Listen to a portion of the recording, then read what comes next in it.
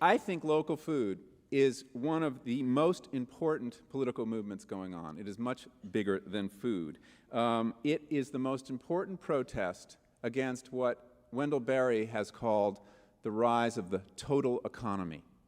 The total economy is the globalized world in which everything is a commodity. Everything is produced wherever it can be produced most cheaply, which is to say most destructively of people and resources, and moved to wherever it can be sold most dearly. This is zero-sum food economy. It means more cheap food for us, less for the soil, less for the workers, and much less for the animals. Food is about to go the way of clothing, of consumer electronics. Our food, in the vision of the globalizers, in the vision of the total economy, will come from wherever in the world it can be produced most cheaply, freeing American labor and land for higher uses. I frankly don't know what higher use there is for labor and land than growing food, but in the views of the economists, people like Stephen Blank at UC Davis, Americans farming is like PhDs doing child's play. This is the technocratic vision. Local food economies are our best hope for checking the drift toward the total global economy. And with food is where these economies begin. A revolt is underway across this country, a revolt of small producers and consumers, and some of the most important politics today, as I said, are happening at the farmers market. Now, we're told all this is very sentimental to go back to a local food economy, but let me move briefly onto another ground. Let me move on to their ground. Let me suggest that it is the globalizers of food who are the real sentimentalists, who are, as Wendell Berry says, acting on a faith without any justification. Very much like the Soviet communists, the last great destroyers of local food economies, they tell us we need to sacrifice things we like here and now, landscapes, relationships, local enterprises, for a promise of future prosperity, that we must break a few eggs to make an omelet.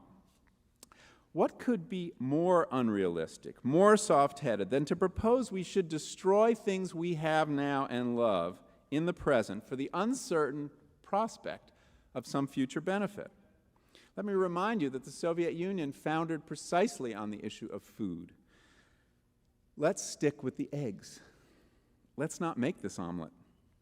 Let me suggest that there's nothing more hard-headed or realistic than building and defending local food economies. Indeed, to do so is a matter not of sentiment, but of critical importance to national security and public health. And let me quickly run through a couple reasons. Energy. The total economy depends on cheap energy, not to mention peace and no threat from terrorism, in order to move these goods from point of cheapest production to point of highest purchase. We will not reduce our dependence on foreign sources of energy or confront the issue of climate change without dealing with this industrial food system. This food system is consuming 17% of our fossil fuel. The key thing to know here is that at the end of the year, he has taken off an immense amount of animal protein from this farm. 40,000 pounds of beef, 30,000 pounds of pork, 10,000 broilers, 1,200 turkeys, 1,000 rabbits, 35,000 dozen eggs from 100 acres. If anyone says, can organic feed the world? Take them to this farm. There is no question that sustainable ag can feed the world when it is done right.